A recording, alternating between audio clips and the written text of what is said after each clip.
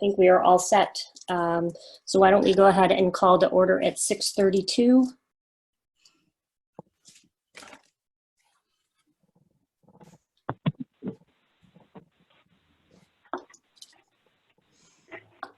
I think we just need you to share screen for us here, Kat. Yep. For the what's next pledge? Pledge, yes, please. Okay, so in the spirit of our continue to improve on our communications here, we are going to continue with the Pledge of Allegiance. Do you need to unmute everybody? I think you could probably lead it. It might just be very difficult to have everybody say it at once, but if you're unmuted now, you can say it. Whoever's unmuted. Great. I pledge allegiance to the flag of the United States of America And and to the republic for which it stands, one nation, nation, under God, indivisible, with liberty and justice for all. That was very good, guys. Thank you. It was very nice. I like that. Thank you, everybody. Okay, the next order of business on our agenda is public comment. So I'm actually this is a kind of a pilot of public comment during a virtual meeting. I'm actually going to turn this over to Kat just to give us some rules and guidelines to follow and how this process is going to work. Okay, so if you are going to give public comment, there is an option on your screen to raise your hand. We ask that if you are interested in giving public comment, you raise your hand and I will then unmute you. Please state your name and address for the record, and then you will be unmuted upon the end of it. So we're going to try this. If there's any issues or you can't raise your hand, please send a chat and we'll accommodate that as best as we can. So I do see Jay is raising his hand. Jay, let me get you unmuted. Give me 2 seconds. Oh, hello. Thank you for doing this. Interesting way to do this. At any rate, I won't take a lot of your time. It's Jay Tulin, 39 Timberline Drive. However, my comments are based on my capacity as the chair of the Human Relations Commission. I had submitted a letter a month or so ago, but there were a couple of folks on the commission that had some concerns about the letter, which we have now since, we were able to figure that out, and I was told to go ahead. I wanted to read the letter into the record, even though because it was in the packet, it's already on the record. Before I do that, I'm not sure who knows what about the Human Relations Commission, but to me it's really important to just kind of really quickly talk about the purpose of the commission and how it fits this letter. The purpose of the commission is to foster mutual understanding and respect among all members of the community, to encourage equality of treatment and opportunity for all members of the community without regard to economic status, race, color, ethnicity, religion, sex, sexual orientation, age, and physical, mental, and learning disabilities, to cooperate with governmental and non-governmental agencies and organizations charged with promoting integrated and diverse community.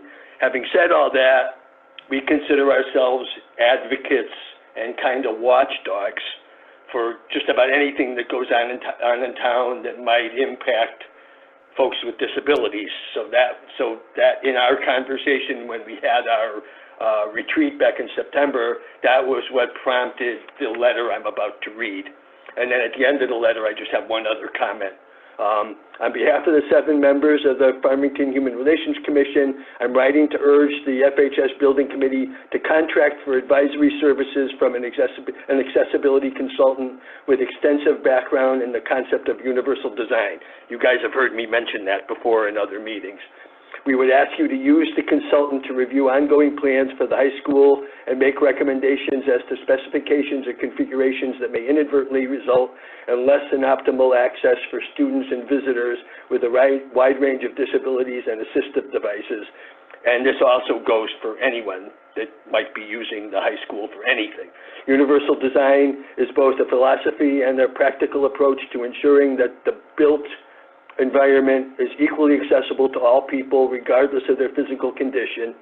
Although it can sometimes result in specifications that exceed ADA standards, it works ADA specifications into a holistic approach that includes detailed technical knowledge about wheelchair and scooter design, as well as practical knowledge about the everyday challenges faced by people with disabilities. I don't know if I attached it or not. The next line I think talks about that I attached a more description of the universal design to this letter. I don't know if I did or not, but I can certainly get that to whoever wants it. There is precedent for using this approach in our town, and in 2008, Farmington was recognized by the ADA Coalition of Connecticut for its efforts to ensure optimal accessibility for all its citizens. After input from an accessibility consultant to the redevelopment of Unionville Center in 2007, our TPZ Commission adopted enhanced standards for accessible and universal design.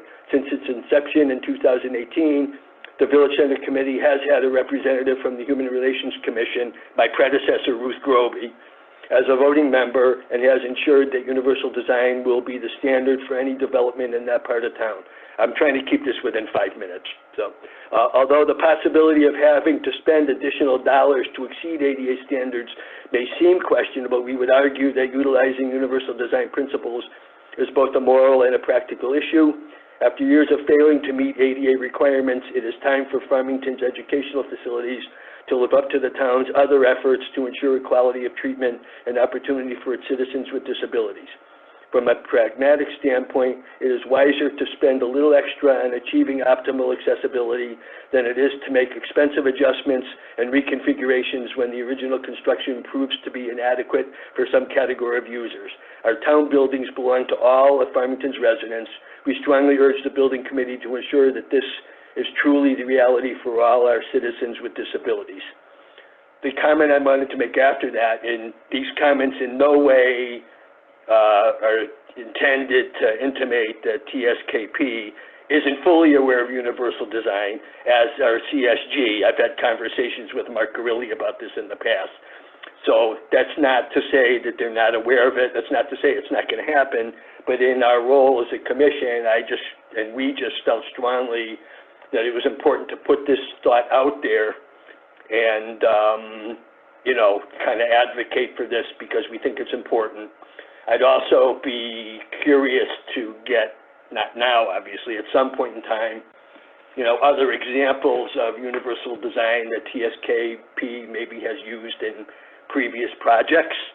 That's all I have to say. I appreciate the opportunity to talk. It's much easier to do it from here than it is in front of you guys in public, so I appreciate that. And thank you. That's it. Thank you, Jay. I think we have one more person interested in public comment, so let me just move some things around. Bernard, is that you? Yes, can you hear me? Yes, we can hear you. Yes, hi, Kat. I'm just a concerned citizen who's had very good experiences with the town of Farmington, living here for 30 years. My two daughters attended Farmington High School, one of which was in 2000, she was valedictorian, and the other one was in the top 25 in 2010. So I have nothing but great admiration for the town and the school system and where we stand in the state of Connecticut and elsewhere across the country. Having said that, I feel that there's an opportunity not to be lost here with this net zero initiative that could be taken at the same time that you were looking to put this out to referendum, I believe in October. And I was going to form a caucus with interested parties. I'm retired. There are folks in Farmington that are like-minded, like myself, with the COVID situation right now. It makes it a little more difficult. A lot of people are sidetracked or I wouldn't say disinterested, but I would just want to keep this real short. I brought somebody in, Peter Millman from Mansfield, where Storrs is located, and they've had great success. In fact, they're moving forward with a net zero initiative for an elementary school, combining 3 elementary schools into one. And so he was invited by myself, and he's also one of the attendees. And I'll just leave it at that. I'm very interested in how I can go forward and help the town in this direction. Thank you. Thank you. And I see we have one more from Peter. Let me turn you on, Peter. Can you hear us? Hold on, unmute. Hold on. All right, Peter. Can you hear me now? I can hear you. Yep. Okay, thank you very much. So my name is Peter Millman. I live in Mansfield, where I am right now. And I want to thank you so much for the opportunity to speak to you this evening, and to thank Bernie for inviting me to getting my perspective on doing net zero for a new school.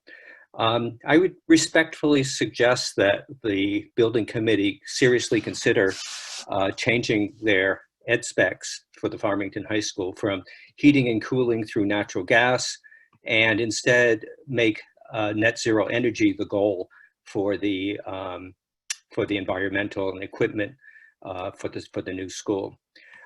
This is exactly what the Mansfield Building Committee did when it started its work, or partway through its work, in writing the ed specs and doing the preliminary design for the new elementary school that's going to be built here in Mansfield. The building committee here in Mansfield did this for two reasons. They went for net zero for two reasons. They were certainly informed by the issues of sustainability and efficiency in general, but the first main reason was fiscal responsibility.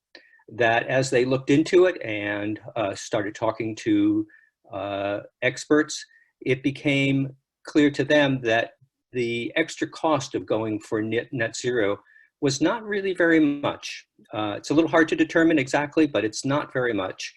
And that the best determination of what that extra cost was would be paid off in reduced operating expenses, reduced energy expenses in just a few years. So in terms of protecting Mansfield taxpayers, that was part of their motivation. They also, as they looked at more closely at net zero construction, the emphasis on daylighting and certain kinds of materials, it's clear that there are health and also curriculum benefits to going net zero.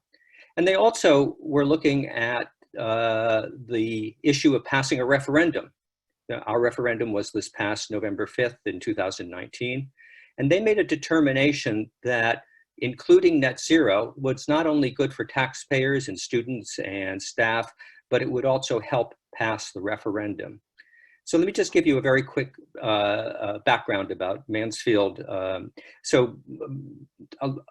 call it 4 years ago, the town had to once again take a look at its three old schools, elementary schools, and decide what to do. They decided to go for one new school.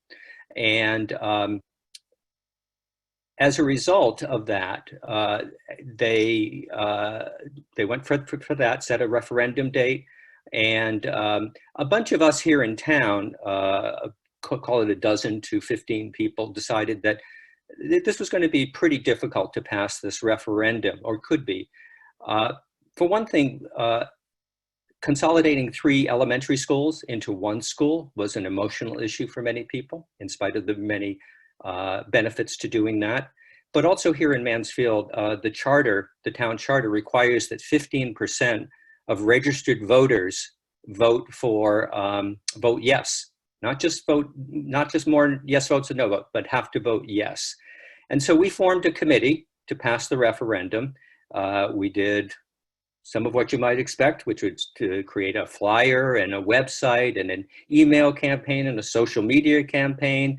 And eventually we were successful. The referendum passed in November by about a 2-to-1 margin. And the new school will, fingers crossed, open in the fall of 2022. So I hope that you'll take a look at net zero. It's not a crazy newfangled idea. I first heard about it at Eversource, at an Eversource conference about two years ago. And Eversource is not necessarily a tree-hugging organization. So I would be glad to, I hope that you will reach out to people like the chair of the Mansfield Building Committee, the chair of the Board of Education, the superintendent, who are all very supportive of net zero. And of course, you're working with the same architects that Mansfield has worked with, the excellent folks at TSKP. And I think that they can attest to the viability of going net zero. And I would add one other thing, which is that the office, I always forget the name of it, the Office of School Construction Grants and Review, while at first being a little bit leery of going farther, what I am told, I was never in any of those meetings, but what I was told by the chair of the building committee and others was that the more they heard, the more that they liked, and that they were beginning to go around the Capitol saying, we're going to do the first net zero public school in Connecticut. So I think that there's an avenue for you to follow, and I hope that you will consider following it. Thanks again for the opportunity to talk with you. Thank you, Peter. I see we have another one. Sam, give me 2 seconds. All right, Sam, you're on. I just wanted to thank, it's Sam Reisner, 41 Main Street. Just wanted to thank the committee for making the meeting so accessible right now and continuing their work in these times. And just to emphasize the importance of communication. People are deluged with all sorts of new and difficult routines and communication from all sorts of sources. And I just want to encourage continued outreach to help people feel informed about the process and the need for the process to continue despite everything else that's happening. So thank you, and that's it. Thanks, Sam.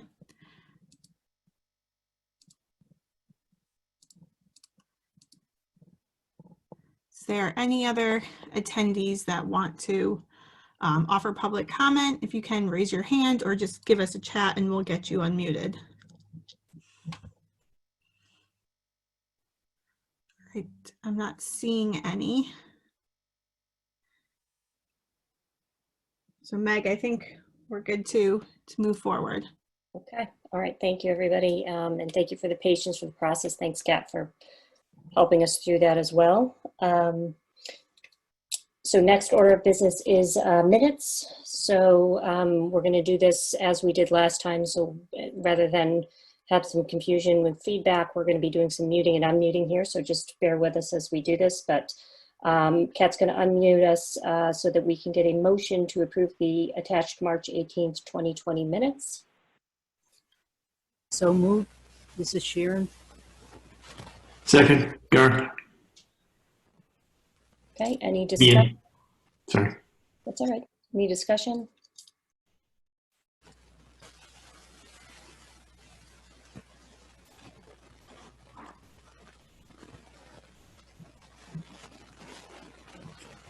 Okay, all in favor?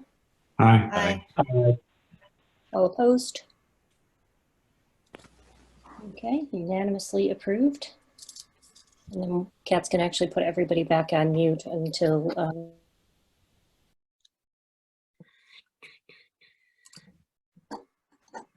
right, excellent. Thank you, everybody. Next order of business is correspondence.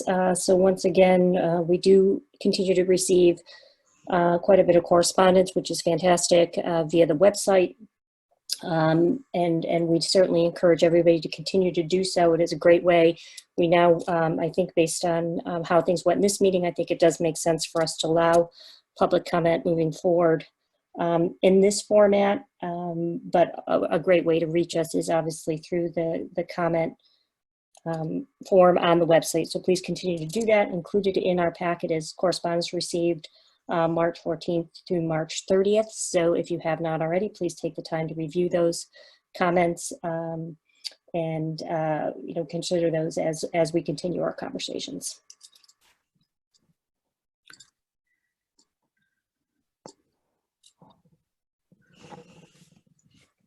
Okay, next order of business is reports. I'm going to start with a chair report. Kat is actually going to do another screen share for us here.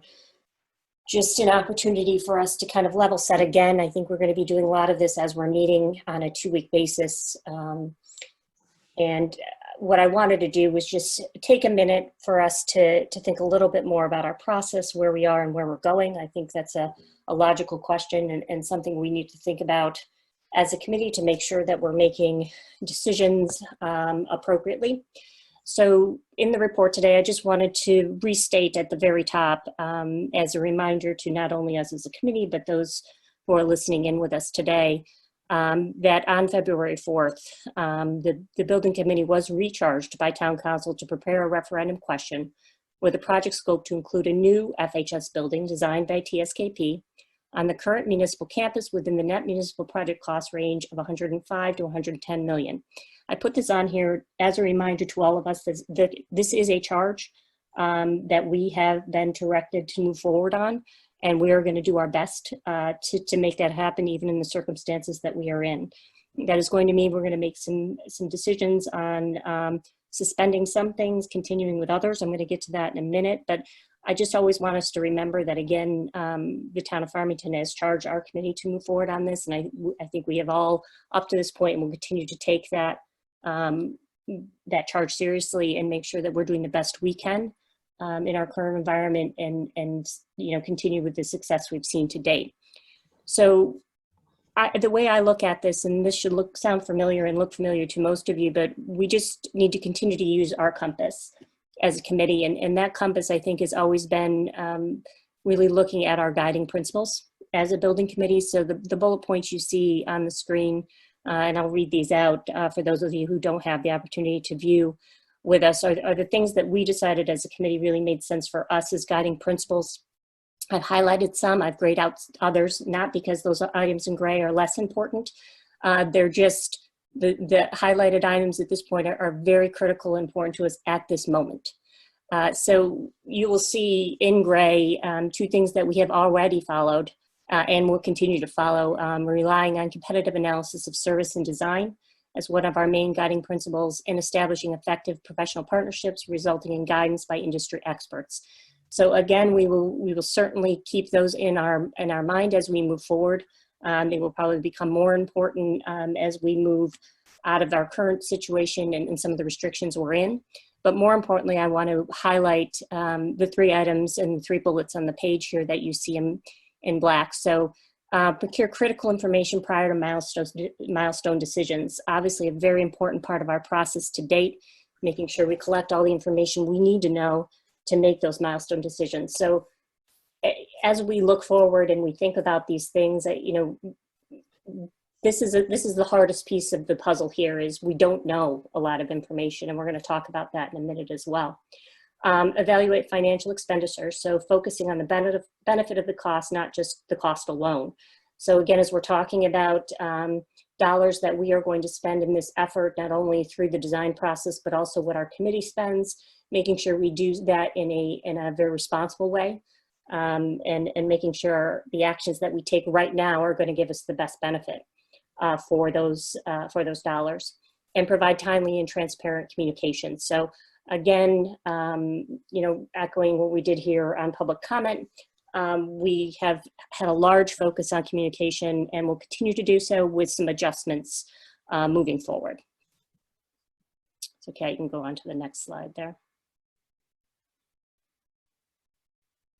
So as we look at moving forward using those guiding principles, you've heard me talk in the past about our 2 focus areas from now at least until June that we had already identified, which was continuing with our work group on design modifications and changes. That's going on a weekly basis still. And we will stay focused on schematic design work. And that is because we are a high priority project in the town. We have been and will continue to be so. But we also have external deadlines driving our timeline. Those external deadlines could change, they could move, but again, we don't know yet. So I think the best course of action is that we keep moving forward on the timeline that we've set. One piece of information that I want to make sure we highlight associated to that design work is the abutting neighborhood engagement effort that we'll give you a little bit more of an update in a minute on that. is really important for us because it informs that design work and decisions we need to make around that design. So that effort will continue. And you'll get more information on that, as I said, in more detail in the neighborhood subcommittee report in a few agenda items below this one. The next focus that we had talked about was communication work. And we know this is obviously a very, very important part of what we're doing. And if you remember, we had kind of those focus areas, one of them being neighborhood engagement, which will continue. We also stressed that we needed to do broad community engagement in messaging, financial communication work, and a survey. Those are all things obviously that we know are very important. But once again, in the situation that we're in and in the time we are in, we really wanted to look at the costs associated with some of that messaging, specifically with the work we had talked about in our last meeting with bringing Tall Timbers on to help us support our communications effort. Based on what we know right now, the decision has been made to pause that work with Tall Timbers, not sign the contract at the moment, and really reevaluate 2 weeks out, see where we are, and really look at that expense and make sure we're really using that money to the best of our benefit. So again, going right back to those guiding principles on making the best decisions at the best times and evaluating the benefit of every expense that we have in front of us. And same thing with the survey. You're going to see something on our agenda today about an invoice for the survey company, but that is again just to hold their time with us to make sure that they are on board and ready to go when we are ready to move forward with that process. So again, those things will be paused for the moment, those specific engagements in communication. And there's really two pieces of explanation behind why we're doing that. So most important, so the information regarding the safety and well-being of our community is paramount. So in the midst of all the communication we are receiving that the town is sending out to us, that we were receiving from the state, that we were receiving nationally, that really is the focus of the communication and what people should be spending their time on and understanding.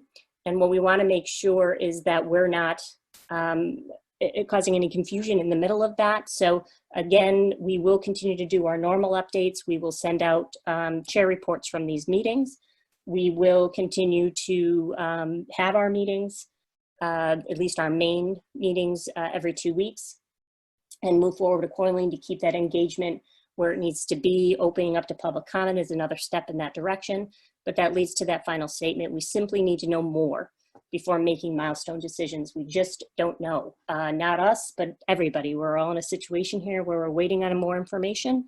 And I think until we know more, we can make better decisions on changing milestones or really setting new milestones for us moving forward. So in general, I just want to make sure everybody's clear on where we are. So we will continue with the design work, the schematic design work, with the neighborhood engagement work we're doing. We do have a communications subcommittee meeting scheduled for next week that will be canceled. So that really falls into that broad community engagement, financial, and survey work that we are going to pause for right now. So we will readjust to see if the following meeting stays on the calendar or not, based on the information we know at that time. And neighborhood engagement will continue as scheduled to the best of our ability. So that's where we stand right now. Before we move on to the communications subcommittee report, which we can give a brief update on that, I just want to see if anybody has any questions or comments or thoughts around this. If anybody has any questions, I would say just raise your hand on that feature, and we can do this in an orderly fashion so not everybody's jumping in at once.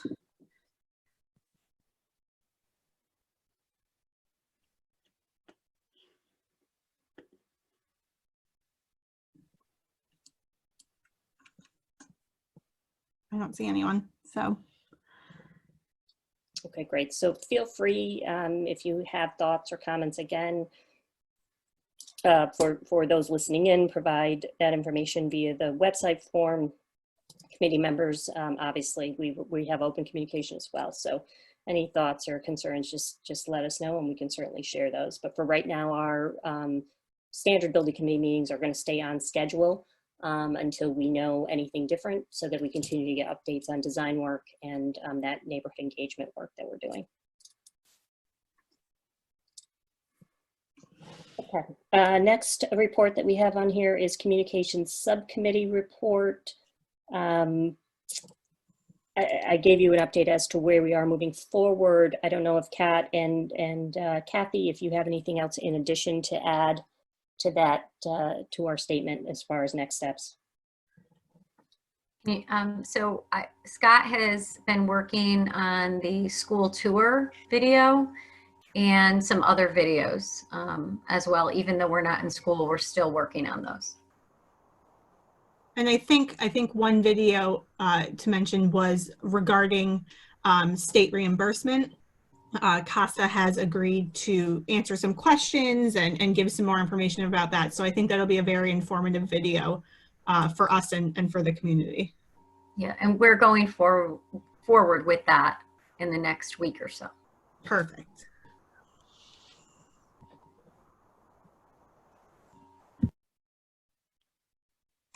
Anything else anybody wants to add around that?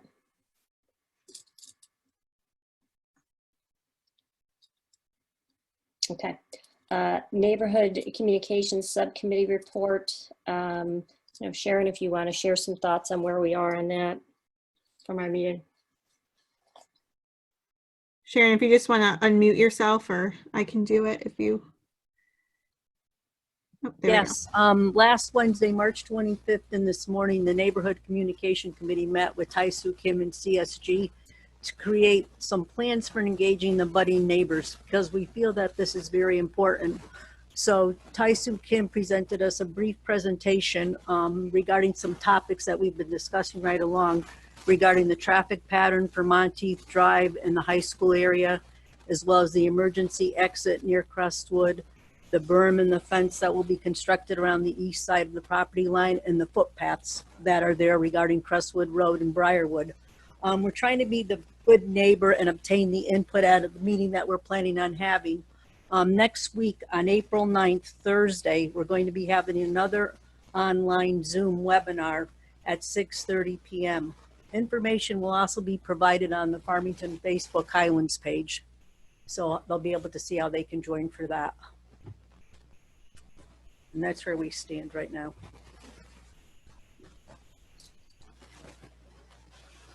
Great, thank you, Sharon. Anybody else want to add to anything regarding neighborhood engagement?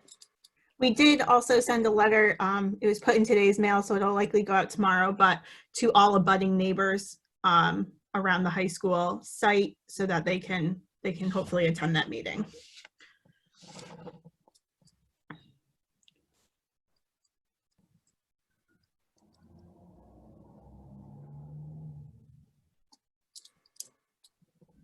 Okay. All right, if there's any other questions or comments on that, we're going to move right into the architect report. All right, let me just stop my share and give this to Michael. Oh, I make you the host. All right, Michael, you should have control of everything. Great, thanks. Can you also do me a favor and unmute Richard as well? Yep, looks like he is unmuted. Yeah, I just unmuted myself. Good evening, everyone. This is Richard Zipek. Our presentation this evening is divided into 3 parts. The first part is an update on the design, particularly in regards to the neighborhood meeting that's forthcoming.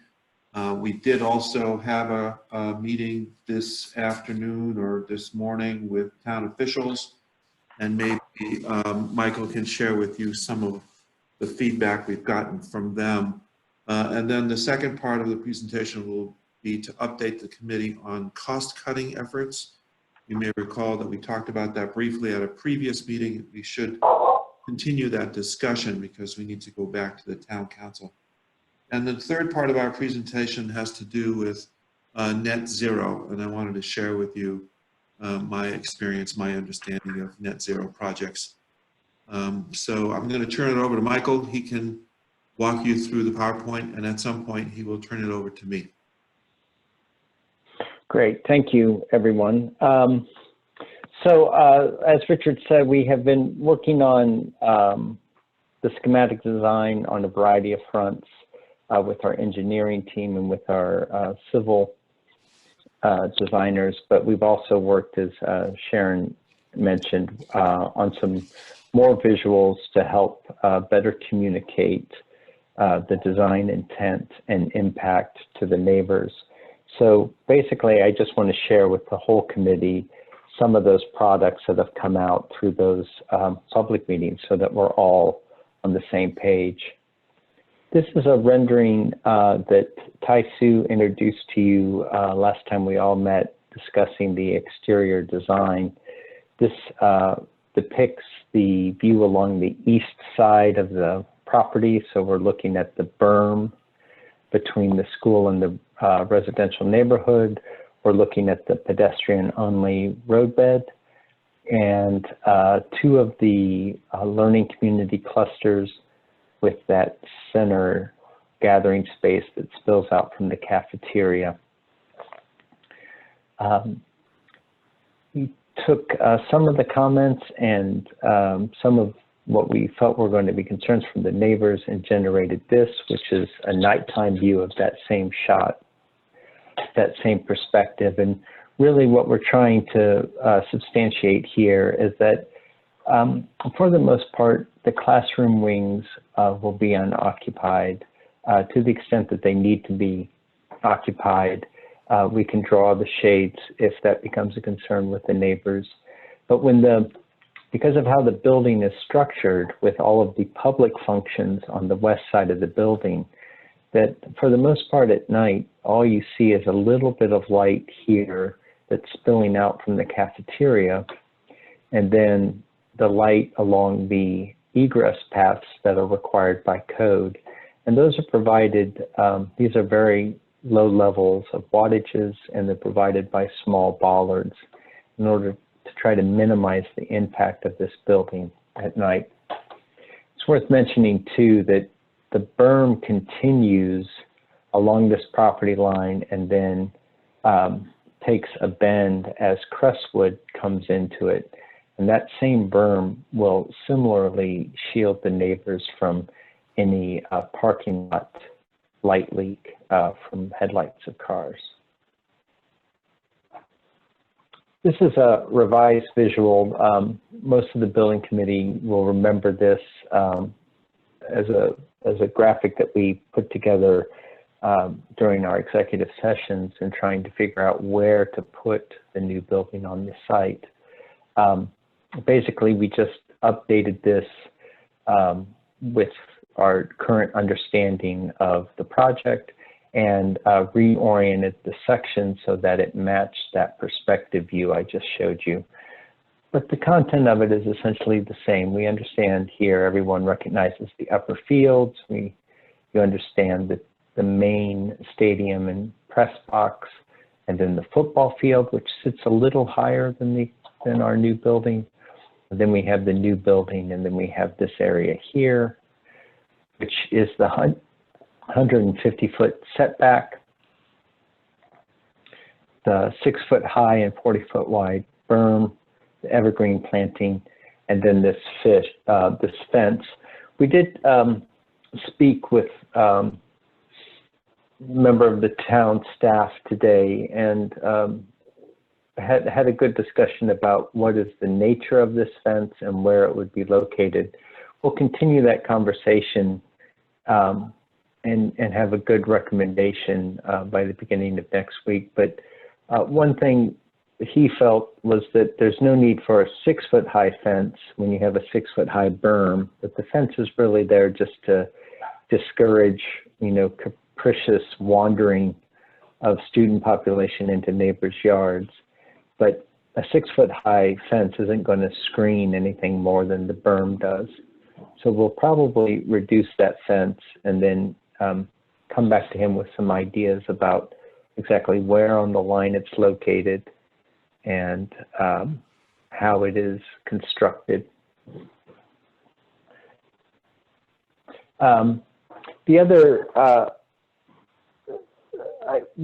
the other items that were discussed in the town meeting today that I think had a good input was from fire. They had, they by and large were behind the project. They had a few questions. They were very eager to have at least one emergency ingress from the residential neighborhood, which we are currently providing at Crestwood.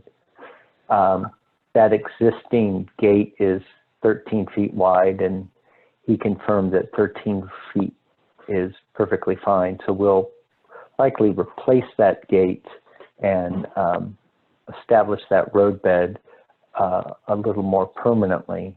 But from the neighbor concerned, that that's going to be essentially a no change, other than all of the components will be updated. I see a couple of chat comments. Let me see if I can call it up here while I'm presenting. No one is aware of students wandering back and forth from across the property line. There are existing pathways and trails, Johnny, that the students utilize. One is at the end of Briarwood, one is at the upper field. I think the idea is we want to maintain that. As far as the safety advantage of the fencing, I think that that's an issue that we can discuss with the abutters. What do they feel they need other than what they currently have in relationship to the school? We think in some ways a fence is a good idea, and it could be something that those neighbors, it could be a gain for those abutters, those direct abutters, to have as a consequence of the project. But certainly the main work of visual and noise screening is going to be provided by the berm and the heavy evergreen planting.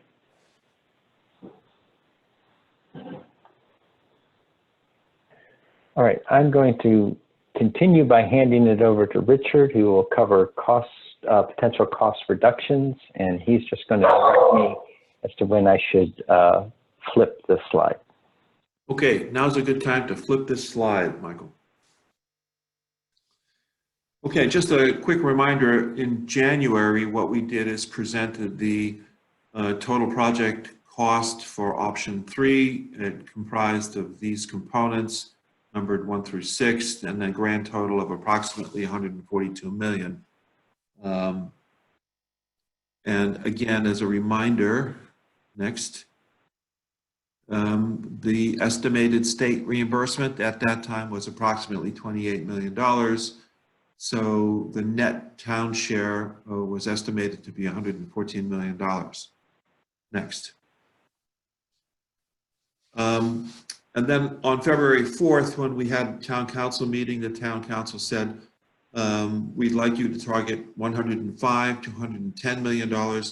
So that's our target. And so we started looking at the possibility of cutting costs to try to hit that target.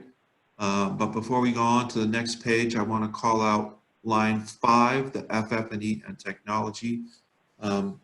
That number is comprised of 2 figures. If you recall, there was a summary sheet that was made part of our presentation, some estimates that were prepared by CSG. And those numbers for FF&E were $3,600,000. Let's say $3.6 million for FF&E, furniture, fixtures, and equipment. And then there's technology. And that figure was $1,991,000. That's how that $5.59 million, call it $5.6 million, was derived. Next. So when we met on March 4th, I said, don't write these things down. Of course, I'm sure you wrote it down. But we were proposing several cost-cutting measures. One of which was reducing the building size. You can see here line item number 10. We thought that savings could be about $3.4 million. We still think that's a good figure. Line 11 was deleting the green roof, 425,000. Line item 12, deleting the softball field that we've been illustrating on the site plan. Remember that that softball field is not part of your ed specs, so it's the committee's decision whether or not to put that item as a cost savings measure by deleting the softball field. The third is delete relocation. I'm sorry, the 13th item is delete the relocation of the cupola. We had allocated $150,000 for that effort. If that's not done, then certainly that savings could be had. Line item 14, on that date of March 4th, I said, I thought maybe we should target about $500,000 in cost cuttings for FF&E and technology. So in a minute, I'm going to share with you how we examine that. But at that time, on March 4th, I said that if we are successful in achieving those cost-cutting measures, then we could reduce the net cost to town by 5.1 million, which would bring the revised town share cost to 108.9, which is within the range that was mandated by the town council. So what's happened since? Next page is FF&E categories. So I had someone in my office who has been working with us for a long time and who has been preparing furniture specs for a number of projects, including high schools. This is what she derived based upon her experience and her expectation. She went through the ed specs, identified all of the rooms, the users, and came up with a 35-page listing of all of the components that could be in the FF&E category. And in her opinion, the total for furniture, fixtures, and equipment could be 3.24 million. Now remember what I said a minute ago, in the estimate that was prepared in January, that was 3.6. So there could be some savings derived there. So if we look at the difference there, we could potentially save $360,000 for this item if the committee agrees that this would be the direction to take. Could you buy more furniture? Absolutely. There's a wide range of furniture quality, but this we felt was a reasonable number for the committee to target. Next is technology. Now, we had a very good conversation with Matt sometime last week. We talked about, I said to him we needed some help identifying what technology components would be required for this project. We know that the school already has some technology. We already know that some of that may be relocated. And he helped us identify this list of items. You can see how we derived it. Classrooms, those are instructional spaces, 80 spaces at $7,000 each. This is his recommendation based upon the way they've been fitting out classrooms for technology. Second item is small group and conference rooms. There are 8 of those at $5,000 each. As you can see, a number of small offices and work areas for $500 each. A fairly healthy number for a gymnasium projector and screen. This would be a digital projector, a large area where we could have images projected if you had an assembly and you wanted to have that feature in the gymnasium. That's a reasonable thing to include in technology, so we've included that item. A fairly round number for auditorium digital equipment. This would be equipment that would be communication from the auditorium broadcast to other parts of the school, for example. It would not be theatrical equipment. Theatrical lighting and sound systems would be part of the base building. So this is other digital equipment. 6 is phone system and handsets. And 7th line is radio communications and antennas and repeaters.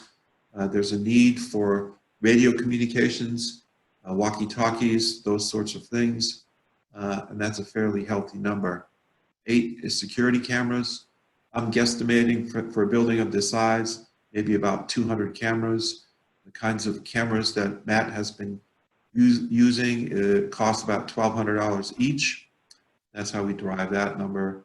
And then there's supplemental audio systems. This is a system that would be in addition to the audio system that's part of the digital displays. Typically, those are disappointing, and so Matt does like to have a line item for supplemental audio system. This is for multimedia presentations within learning spaces. 10 is call regeneration system, repeaters. Very often in buildings, we have found that there may be a need for signal amplification or enhancement, so we put in a budget number for that. Document camera carts. There's quite a number of document cameras in the specifications, so we are allocating carts for those document cameras, and district office equipment, servers, etc., and a $100,000 allowance for that. So we're saying in round numbers, probably a reasonable technology budget would be $1.7 million. If we compare that to the number that was carried in February, which was $1,991,000, there could be a savings of $291,000 for this category. So next slide is a recap of that line item number 14, where I had guesstimated $500,000 potential savings. Today's figure is $651,000. There's also another item, line 15, that was identified by Michael, reducing some retainage would also yield some savings. If you lower the other figures, then it's a proportional reduction as well in the retainage. So the total cost reductions as of right now, which is line 16. By the way, we distributed this PowerPoint yesterday and we found a couple of typos. So if you printed out that PowerPoint from yesterday, that was not line 15. We had a duplication of 15. It's now 16. That total is 5.546 million, or in round numbers, 5.5. And so the revised net town share is 108.5. Earlier today, we did discover an arithmetical error there. If you printed out yesterday's presentation, it said 108.3. That was an error. It's 108.5. So it's a little bit lower than what we said on March 4th, but still within the target net town share. So I'm prepared to answer any questions that you may have. I see there's been some discussion here in the chat, and Mark did respond to a question from Jay Tulin about professional fees.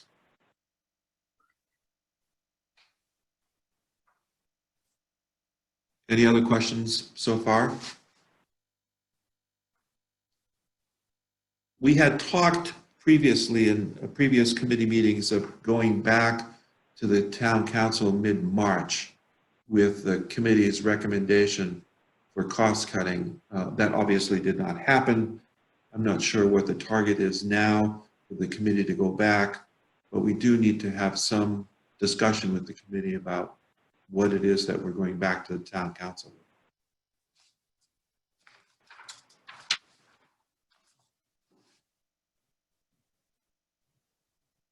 Yeah, this is Michael. I would just like to chime in and say that I think what we said we would do in March is we would report to the committee that we were serious about trying to attain their goal of 105 to 110, and that we would give them a update as to what were some of the items that we were looking into.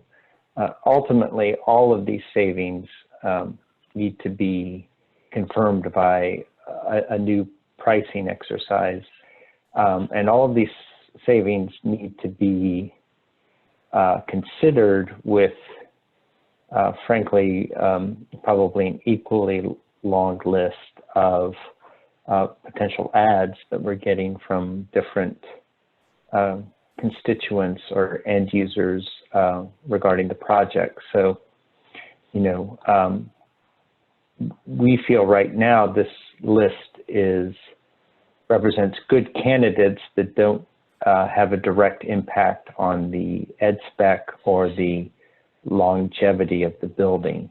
And that's why we kind of like these as good candidates, but they're just, all of this is potential cost savings at this time. We may or may not do these, and they may or may not yield this result. So there's a question I see on the chat box here from Beth regarding elimination of the softball field. We've said in the past that it helps address the Title IX compliance. So what happens if we eliminate it? It's a very good question. We need to continue this question with, I think, Scott, with Meg, whether or not that softball field should be made part of the ed specs in order to meet Title IX compliance. At the moment, it's not in the ed specs. So it's not for me to say whether that should be deleted or not. I'm offering that up as a possibility only.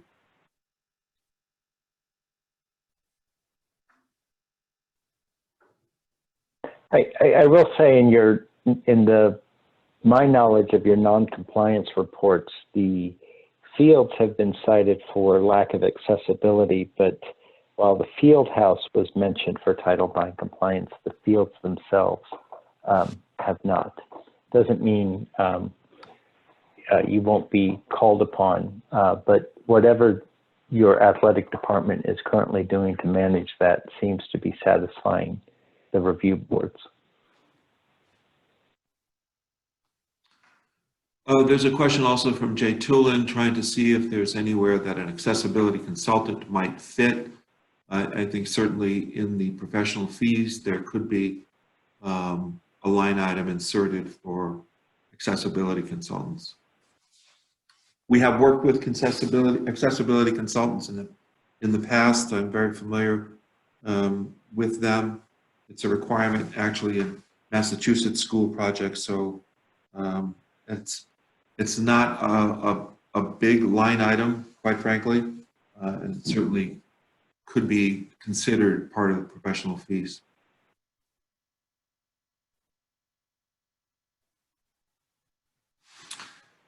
Shall we move on to the last subject, which is net zero?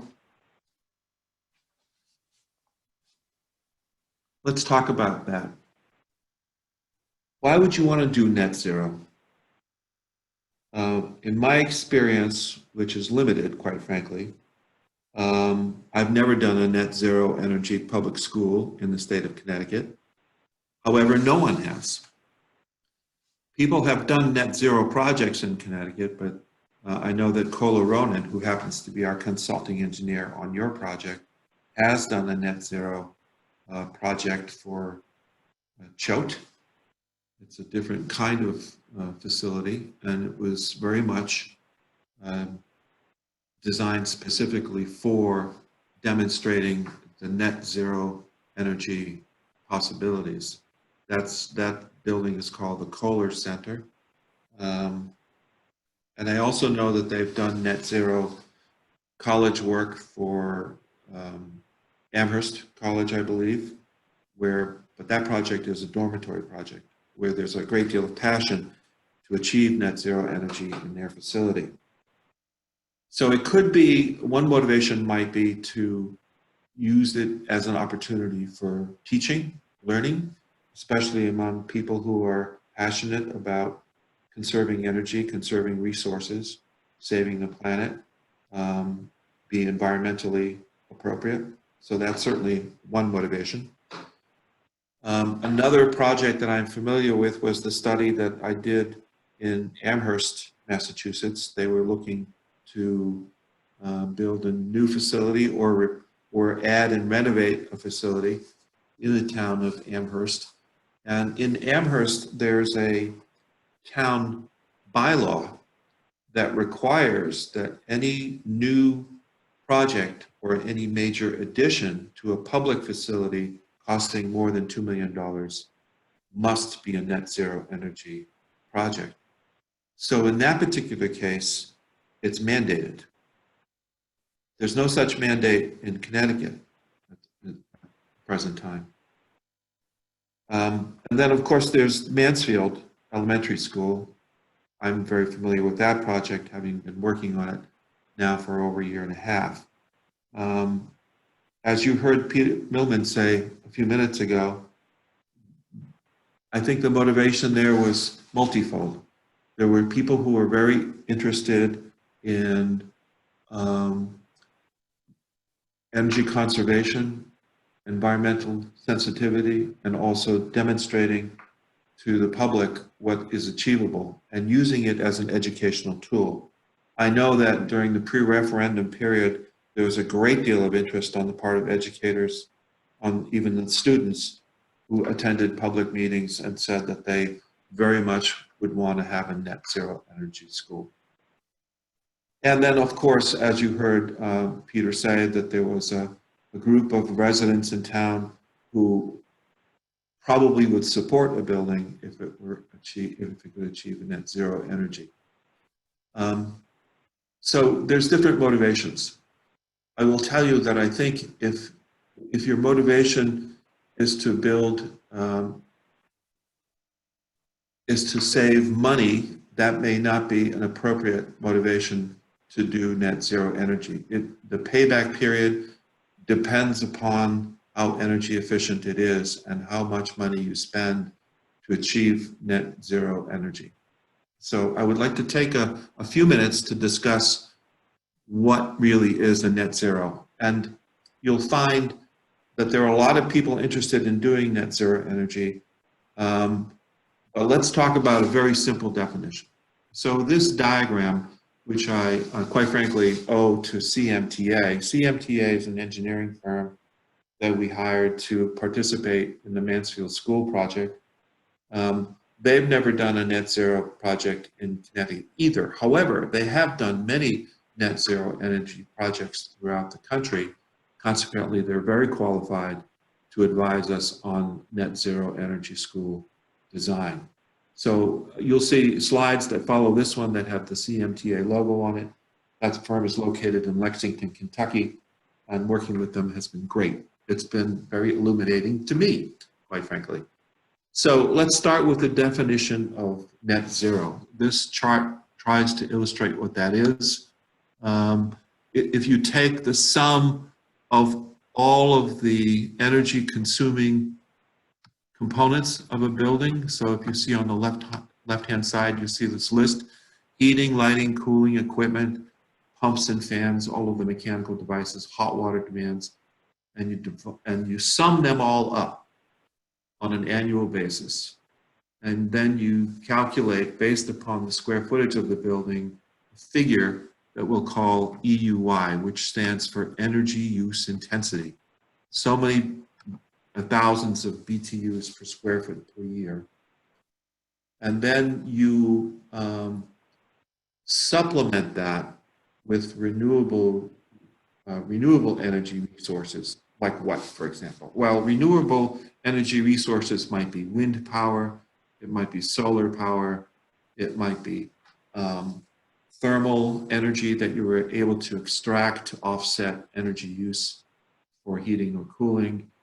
And when you get all of that renewable energy back into the building, you end up net zero. In other words, the definition of a net zero energy school, as it says right here, returns as much energy to the power grid as it uses in a year. That doesn't mean it costs you zero. It means that you are able to deliver back to the grid as much energy as you are consuming. Is that achievable? It's achievable. It comes with a number of challenges. So let's talk about that. Next. So this map that CMTA prepares shows all of the net zero schools that they've been involved with throughout the country. As you can see, there's quite a few. And the graph on the left shows the rising interest in net zero energy schools. There's a great deal of interest in achieving this. You can see how much it's been growing in recent years. However, actually verified net zero, in other words, okay, it's great to say that you're a net zero energy school, but can you prove it? Well, you can't prove it until you've occupied the building for a period of time and actually taking measurements. And as you can see, the actual verified number is quite small. That's because it is challenging. It's challenging not only from a building standpoint, from a conservation standpoint, but it's also challenging from a future operational standpoint. And I'll get to that as we proceed. Next. One of the first goals you have to, or one of the first tasks you have to achieve is identifying where you are spending energy. Where are you consuming energy in your building? And this pie chart is a pretty good representation of the typical way a building consumes energy. As you can see, about 44% of it is spent on HVAC systems, 21% on lighting. Surprisingly, a fair amount of it is spent in the kitchen, 18%, as you can see. And the goal is really to drive down energy consumption by using very efficient equipment and also changing people's behavior. And I think that's something that I've learned a lot about net zero energy school planning, is that you have to get buy-in by the people who are operating the building. Next.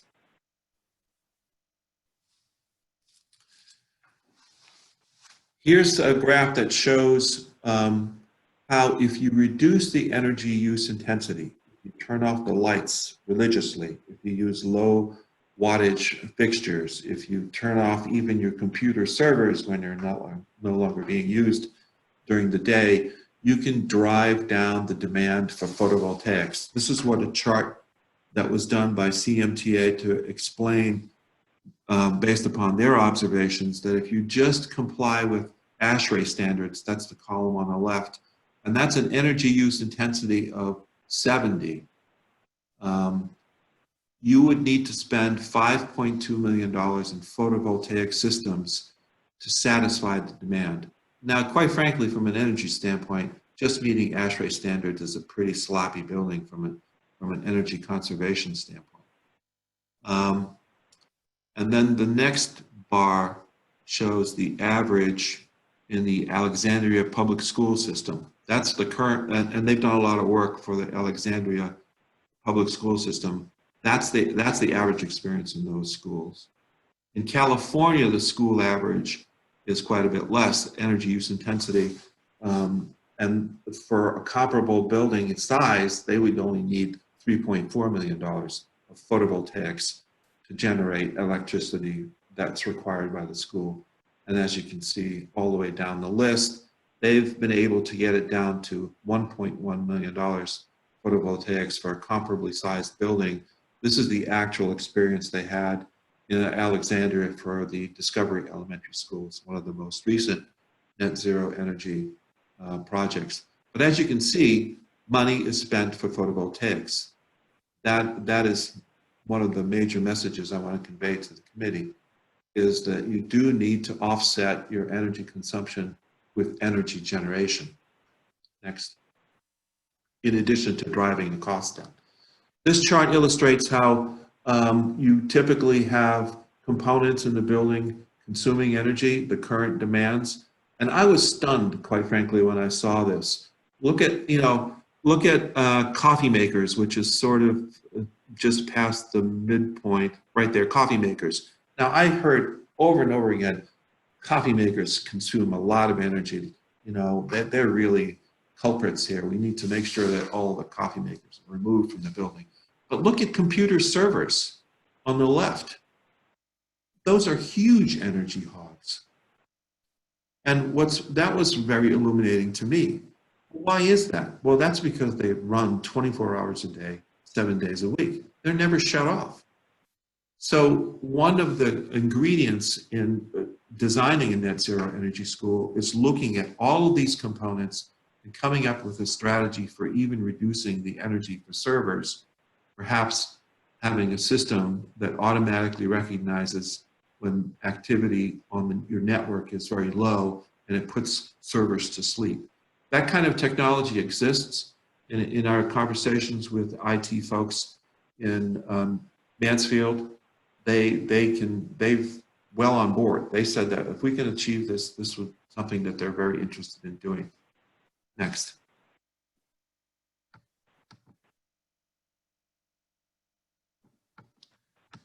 One of the surprises I also had was the amount of energy that's consumed in the kitchen. So this chart illustrates how much energy is typically used in a school kitchen. Food preparation, about 35% energy. And this pie chart here illustrates, it's another representation of that pie chart I showed you earlier. If you can reduce your food preparation energy, you can go a long way to achieving a net zero school. So in our experience in Mansfield, we had several working sessions with the food service director. We brought in a food service consultant, and we worked with CMTA to identify the kind of appliances that would be very energy efficient.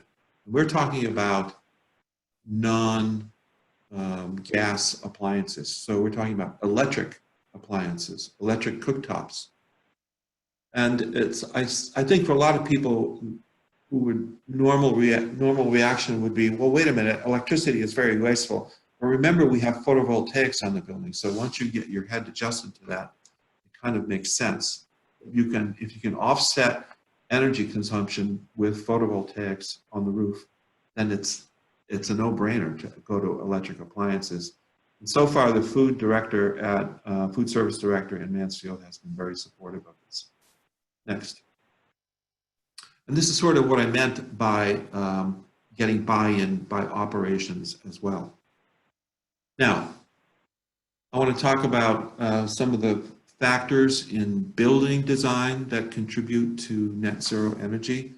And that's one of the difficulties for Farmington High School, quite frankly. One of the biggest factors in net zero energy design is skin to floor area ratio. So the chart up above, I know it's very difficult to see, shows that we studied various building masses in order to achieve a very efficient. And the goal here was an energy use intensity of 19. Is that achievable in Farmington High School? I don't know, because that was not the starting point in the project. Remember, we have a very limited amount of space on the site. We're trying to get daylight in all of the spaces. Although it is a very compact building, it's not stretched out, it's not a very long building. So maybe we can get there, but we haven't done that kind of analysis for this project. Another factor in net zero energy school design is solar orientation. You see those 4 diagrams on the left? That's the same square footage for a building configured in a different way. And north is up, south is down. So these buildings have a difference in exposure to the south. Exposure to the north is good. Exposure to the south is good. It's the east and west exposures that are typically bad for a net zero energy building. Those are the ones that are very difficult to control. They have light that goes deep into the building. It's much easier to control light on the north side and on the south side of a building. So in this particular case, building footprint number 4, which is sort of narrow but long, has very little exposure on the east and west side. It has most of its exposure on the north and the south. And the bar chart that you can see down on the bottom for building number 4 has the least amount of energy consumption just by solar orientation. Now, the footprint that we have for Farmington High School, however, is very limited. It's not like we're putting this building on a prairie and we have a lot of flexibility on how we can rotate the building. You know how we're trying to orient the building in terms of neighbors, in terms of parking, where the entrance is, and so on. So there's very little flexibility there. So we're going to have to rely on other kinds of features in the building to achieve net zero. Next. So features that we look at, such as outside air rate, roof R value. I know this is very difficult to read, but I'm going to just give you some figures. So roof R value, we know that code requires a roof value of 30. We're going to achieve a higher R value for this building in Mansfield. We're going to be targeting anywhere from R32 to 35. Horizontal shading is a factor, so having solar exposure to this to get daylight in is great, but too much is also not good, so we have to provide horizontal shading or louvers. Fortunately, we've already been thinking about that for Farmington High School, so that would not be a premium cost. The glass, the type of glass we use, we have certain kinds of energy efficient glass. We're already anticipating that for Farmington. That's not a factor. Wall assembly, I don't think that's a factor. It's not going to be a cost premium. And the window U factor, well, this is the ability for windows to lose heat or gain heat through the window frame and hardware components. We're going to be specifying very energy efficient windows, so the U factor here is not going to be an issue. So I'm not worried about these kinds of factors. Solar orientation, I am a little concerned about. We'd have to look at that a little bit more carefully. Next. So the next slide shows solar orientation studies that were done by CMTA. I'm going to jump to the next slide quickly because that really is it in a nutshell. We did ask our engineers to consider what kinds of equipment we would have to add to the building to achieve net zero. In other words, what would be the energy generating factors here? And one would be a geothermal system that we could use to either expel heat or gain heat in the winter months. And based upon their calculations, we would need to add a geothermal field with a total project cost of approximately $3.2 million. And a photovoltaic array to offset all of the electricity consumption of roughly $4.5 million. So we can achieve net zero in the building by driving down the energy consumption by making very efficient systems, very efficient components, but we still need to offset energy use with these kinds of systems. And just to put this in perspective, I think this works out to be about $30 a square foot. That would be the premium to put these features into the building. I did that comparison with Mansfield, and Mansfield is about 80,000 square feet. It's only about a third of the size of the Farmington High School, and that one works out to be about $33 a square foot. On that project, we'll be spending about $2.6 million for geothermal as well as photovoltaic arrays. And the other thing is that there are no fossil fuels in the Mansfield project. That's unlike what we've been planning for Farmington High School. If that's one of the goals, that certainly is achievable. And that was taken into account when we were looking at these figures with our consulting engineers. So is it achievable? Yes, it's achievable. I think the committee needs to think about this and how it needs to be incorporated into the project.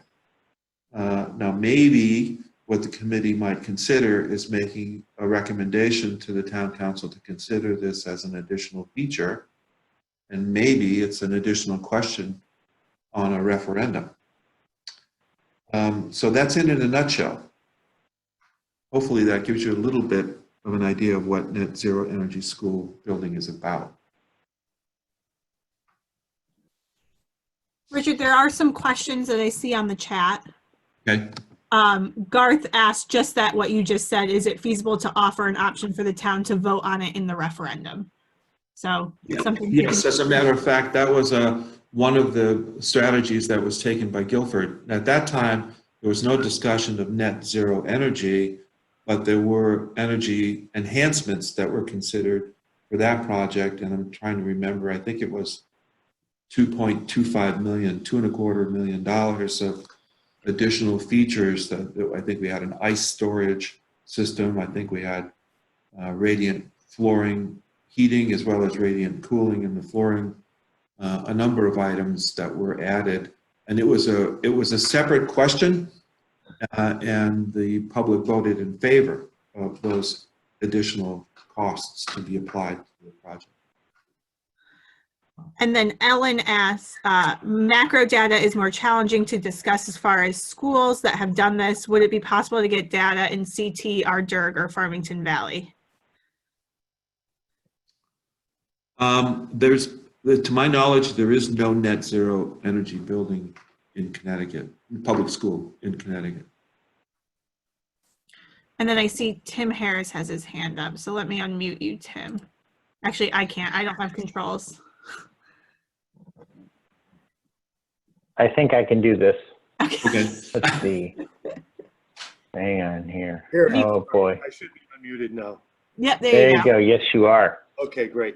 No, all I wanted to throw out to the committee, and I know it's early on in the discussion concerning net zero. I'll just share an experience we had with, we had a multi-million-dollar performance contract that we launched a few years ago in Farmington.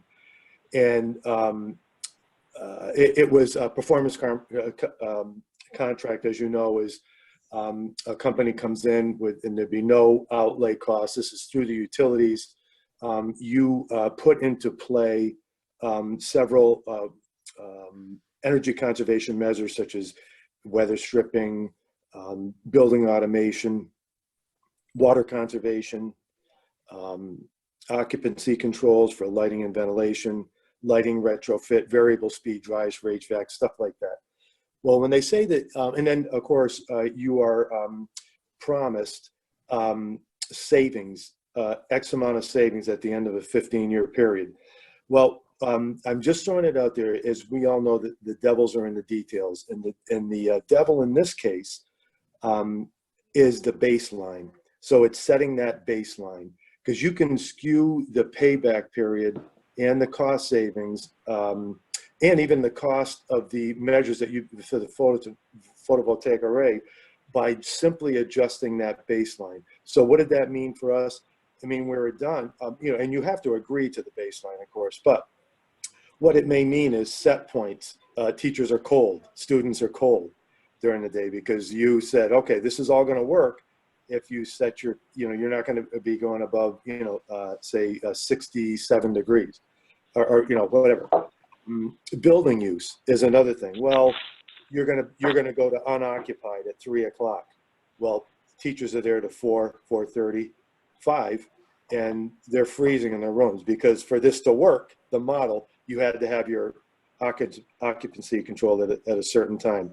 And of course, evening hours, if you add classes or you add a wing for park and rec or continuing education, it skews the number.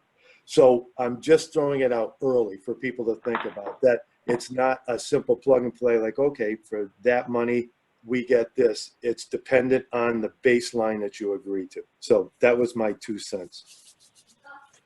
So I want to underscore that as well. It's a very good point because we've had these discussions in the town of Mansfield in which we have brought in a commissioning agent who is required for meeting Connecticut high performance buildings anyway. And since this is a net zero building that we're planning, we brought the commissioning agent in and we did establish those goals. I mean, everybody has to go into this knowing that sometimes you have to put your sweater on.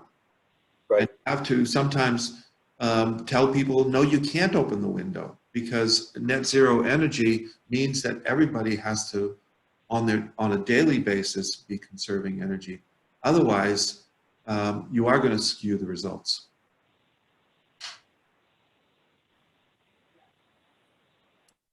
Johnny also has a question here. Sorry, keep scrolling. On the last slide, it showed the 20-year payback. What is the life expectancy of the equipment and the yearly maintenance costs? Yeah, Richard, I tried to answer this in the chat.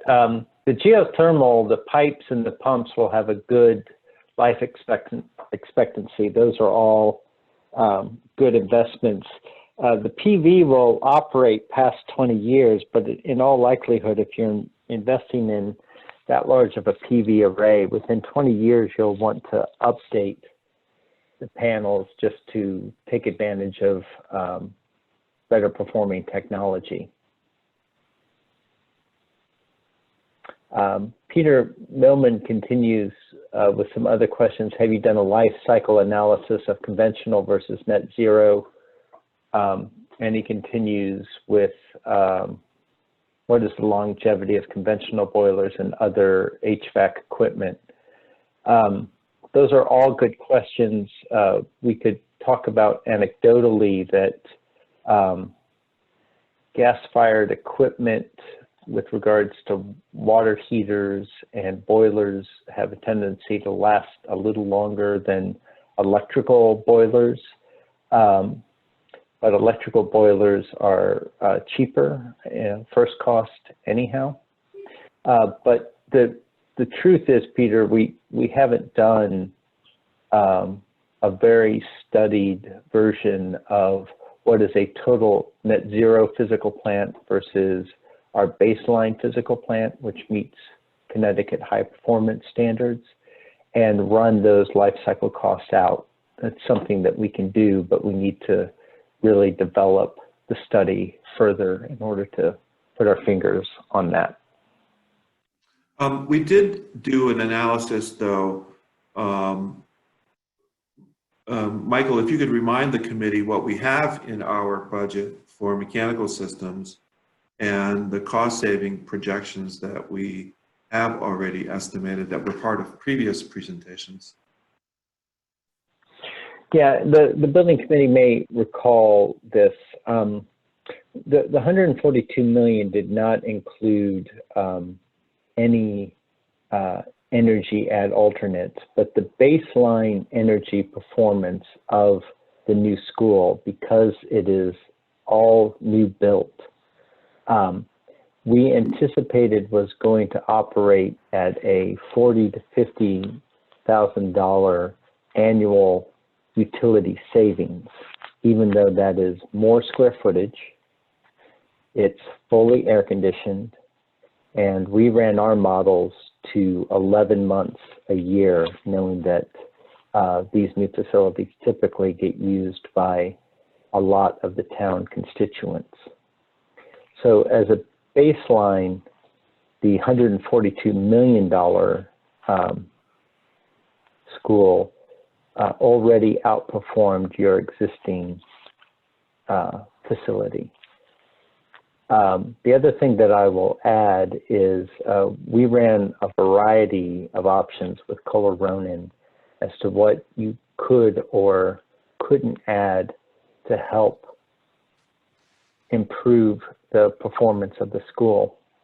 And it's actually technologies like ice storage which hit first because they have a relatively good payback, like 6 years, based on their first cost and their anticipated utility bill savings. However, it's important to note that ice storage doesn't actually save energy. It just produces cooling capacity when the utility rates are cheap. So it's a great way to reduce your utility cost, but not necessarily a way to be a better citizen on the grid. Tim Harris has a question. So Tim, you did such a good job unmuting yourself before, but I'm going to try to do it again. Okay. Nope, I did not have a question. I just made my comment earlier, so I don't know where that came from. All right. Your hand is I'm going to lower your hand, and I'm going to go to Mark Garilli, and I'm going to unmute him. Hi, Michael. Hi, Mark. Great presentation. Thank you very much. Very educational. I just had a quick question in regards to, in looking at that 20-year payback and initial investment discussions. What I don't know what the, and maybe you can tell us what the reimbursement rate was at Mansfield versus Farmington in terms of what the town's cost of that is versus what Farmington might be faced with. That's a very good question. I I believe in Mansfield, it's 66% or 65%, something like that, reimbursement. Whereas in Farmington, I think we're talking about a 20% reimbursement. Okay, so a greater out-of-pocket investment from the town on the Farmington side. Thank you.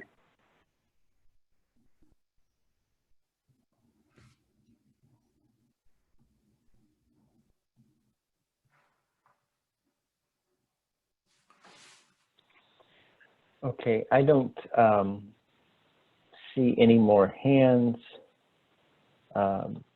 Peter, you're asking for the EUI projected for the existing design, and that's not information that I have readily available, but I'm happy to speak offline with you when I'm in front of the larger energy models and respond in detail to some of your questions.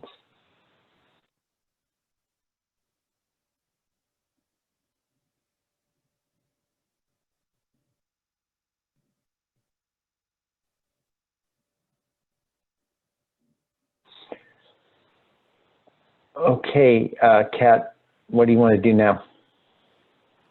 I think we're ready to move on to the next one. So let me take the screen back and then we'll move on. I'm going to stop sharing. Let's get the agenda back up.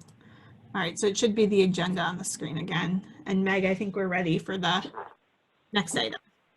Okay, perfect. And just to follow up to that last conversation, obviously we have some next steps and some planning to do around, you know, how do we pull together the appropriate information to make some informed decisions around that. So again, thank you for that information. I think that was really informative and educational for us as a starting point. And obviously we'll continue these and figure out next steps. So appreciate that very much. Next, order of business, and this is something that I mentioned previously, is actually going to require a vote from the team. Oh no, I'm sorry, the owner's representative report. I apologize. I was skipping right to new business, but next item of business is actually owner's rep report. So Mark or Chris, if you have anything to share with us. I think I tried to unmute both of you. Oh, Mark, I think you're unmuted, and Chris, you're unmuted. Okay. Yep, that just popped up. Okay. I think quickly, just want to report that, you know, our schedule continues to move forward in light of Meg's conversations with, you know, looking at our milestones. We will continue to drive forward as much as we can. The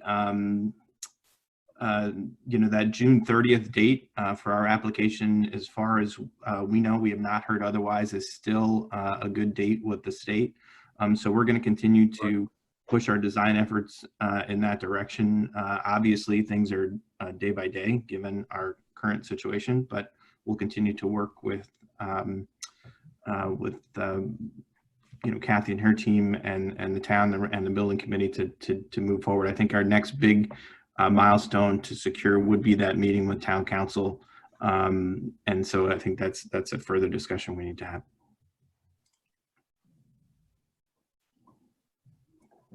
Chris, did you have anything? No, that really takes care of it. We really need to figure out what and how we're going to make that presentation to town council to make sure that we're going in the right direction, and then go from there.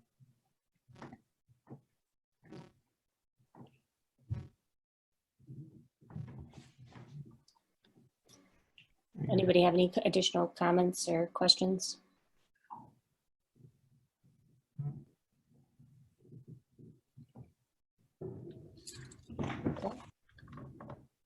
Okay, so now we can move on to last order of business, which is included here on your agenda, and that is to approve invoice in the amount of $8,500 for the Center for Research and Public Policy. So this, as we mentioned in our previous meeting, relates to the contract that we've established with our survey company to help us with that survey when the time is right. Again, this is kind of our holding our place in that process and making sure that they are going to be lined up when we need them and when we decide to move that forward based on what we learn. as we go along. So this was part of our conversation as far as moving forward with the contract last time. So again, this is that first invoice so that they can at least start doing some preliminary work and get us on the list. Anything else around that, Kat, or did that cover that? I think we did. Yep. Nope. That was it. It's just part of the contract that we signed with them requires 50% of the cost up front. And just like Meg said, you know, it's just a matter of when we're moving forward with them. So that retains our business with them, and you know, just want to make sure that we're doing things at the right time and being aware of what's going on in our community and nation and world around us. So other than that, Meg, I think we just need the motion for that. Okay, if I could get a motion to approve the invoice in the amount of $8,500 for the Center for Research and Public Policy. So moved. So moved. John Carrier. I'll second it, Sharon. Okay, any discussion?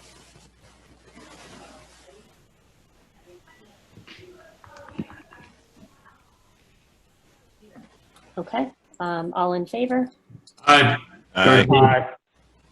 Aye. All opposed? All right, we unanimously approve. I'm just going to mute everyone and then put you back on, Meg. Hold on one second. Okay. Although I'm going to have to go right back out again.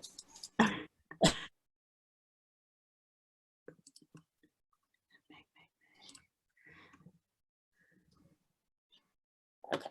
All right, I think that covers our agenda for tonight. I think we got through a lot of good information. We have some next steps. Please stay engaged, ask questions. We appreciate everybody sticking with us through this time. I hope everybody is safe and well. And at this time, I'd like to ask for a motion to adjourn. So moved. I'll second it. Okay, any discussion? And just a quick, I know we want to get that motion, but our next meeting isn't in 2 weeks. We had originally scheduled to skip the school vacation week, so our next meeting on the books is for April 29th. Thanks, Scott. Just need a motion or a vote to adjourn. Yep, so all in favor? Aye. Aye. Aye. All opposed? Thank you, everyone. Okay, good night. Thank you.